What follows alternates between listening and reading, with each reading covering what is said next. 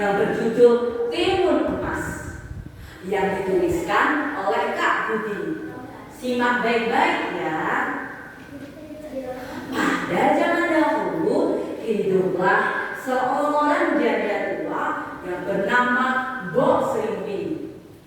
Setiap harinya ia hanya mengambil kayu bakar dan bercocok tanam di pekarangan rumahnya.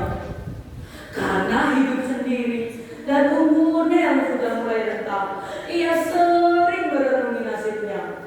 Hingga pada suatu malam saat ia kembali merenung seperti biasa, andai saja aku memiliki seorang anak, hidupku dapat kesusahan seperti ini. Ada yang dapat membantu pekerjaanku dan merawatku saat sudah keluarga nanti. Ternyata semua keluh kesahnya didengarkan oleh raksasa hijau penguasa hutan yang bernama Buto itu. Hei, aku bisa mengabulkan permintaanmu. Karena mendengar suara yang menggelegar, Mbok Srimpi pun terkejut dan tersadar dari lamunannya.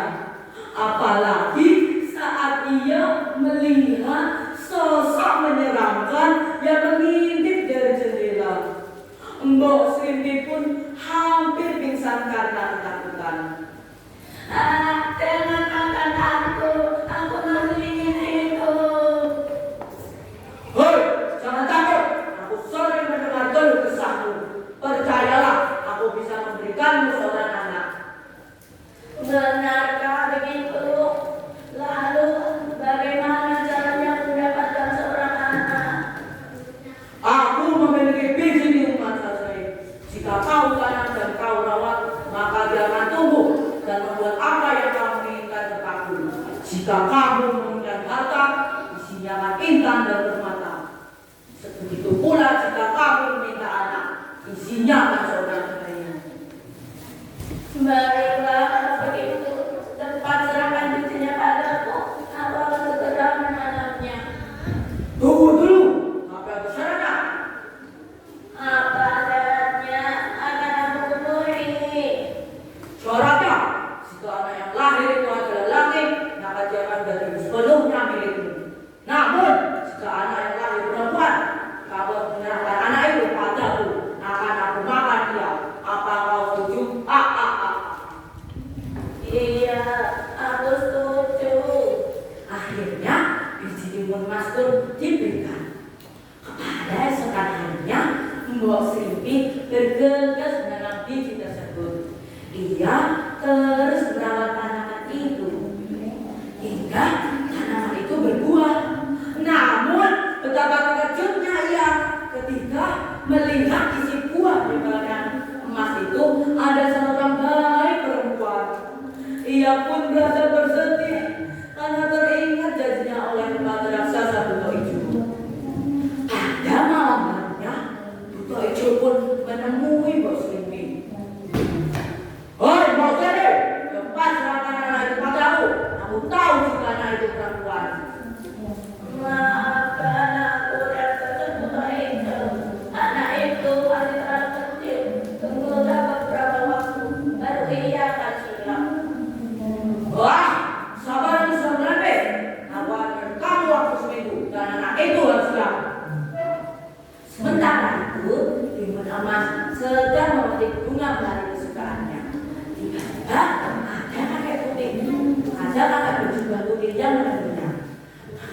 Timun emas menceritakan segala kesedihan yang dialaminya bersama sang ibu karena berjanji kepada raksasa Buto Ijo.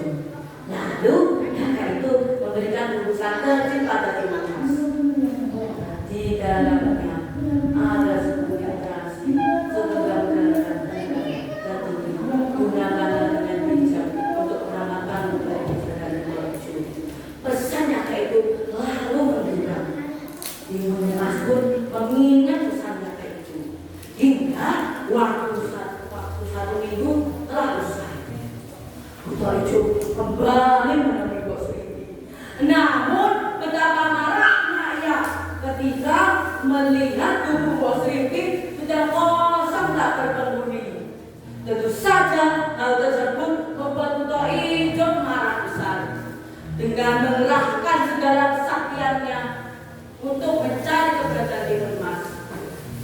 Akhirnya buta hijau menemui keberadaan Timun Mas. Tak butuh beberapa waktu yang lama, buta hijau sudah ada di belakang Timun Mas. Timun Mas pun terkejut dan rasa takut mulai menghampirinya. Namun Timun Mas teringat pesan kakak itu. Ia pun membuka bungkusan kecil itu. Ia mengambil sebutir duri dan melemparkannya ke tubuh buta hijau. Nah, dan hal itu terjadi. Kawasan tersebut berubah menjadi hutan yang lebat dengan dipenuhi tumbuhan berduri.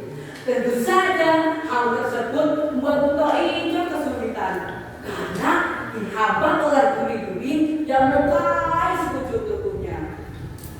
Namun buta hijau bukanlah raksasa sembarangan. Dengan mengerahkan segala kesaktiannya, ia pun berhasil melewati hutan tersebut. Namun kini tubuhnya dipenuhi dengan luka. Awas kau, Timas! Kamu tidak bisa lari dari aku. Aku tidak takut. Ayo kejar aku kalau bisa. Melihat sahabatnya gagal, Timun Mas pun membuka bungkusannya lagi. Kini dia mengambil sebagian garam dan melemparkannya. Dan hal ajaib pun terjadi. Kawasan tersebut berubah menjadi lautan yang sangat luas. Kini jarak Timun Mas dan buta hijau dipisahkan oleh lautan. Tentu saja hal tersebut membuat buta hijau kebingungan. Namun buta hijau tak menyerah. Ia pun berenang melewati lautan tersebut. Setelah melewati lautan tersebut hilang tak lepas. Awas kau, Timas! Jika kau tertangkap, aku akan menghabisimu. Wah, bungkusanku tinggal satu. Bagaimana ini? Ya Tuhan, semoga bungkusan terakhir dapat menghentikan buta hijau. Dengan keyakinan, Timun Mas pun melempar bungkusan terakhir yang berisi rasi. Dan hal ajaib pun terjadi. Kawasan tersebut berubah menjadi lautan lumpur. Namun buta hijau tak takut. Lautan saja aku bisa lewati, apalagi tanah lumpur.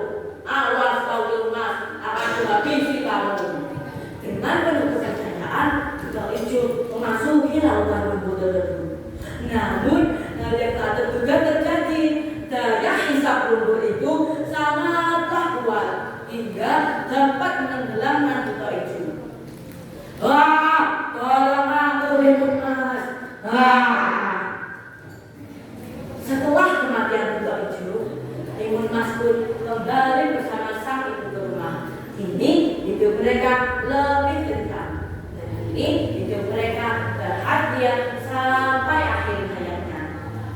Sekian dari saya. Jika ada salahnya, mohon maaf. Wassalamualaikum.